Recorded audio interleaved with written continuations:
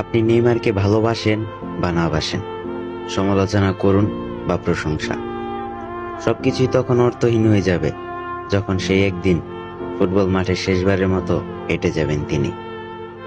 ক্লান্ত বিষণ্ণ চোখে কান্না লুকানোর ব্যর্থ চেষ্টা করতে করতে হয়তো তিনি শেষবারের মতো হাত তুলবেন অভিবাদন জানাতে। যে পায়ের জাদু একদিন কোটি মানুষের হৃদয় কাঁপিয়েছে, সেই পা ধীরে ধীরে মার ছাড়বে, আর তার সঙ্গে হারিয়ে যাবে এক স্বপ্নের অধ্যায়। মাঠের অপূর্ণতা, চোটের বেদনা, না পাওয়া শিরোপার আক্ষেপ, সবকিছু মিলিয়ে নেইমার যখন শেষবারের মতো জার্সিটা খুলে রাখবেন, তখন তার প্রতি যত অভিমান, যত অভিযোগ ছিল, সব এক নিমিষেই গলে যাবে।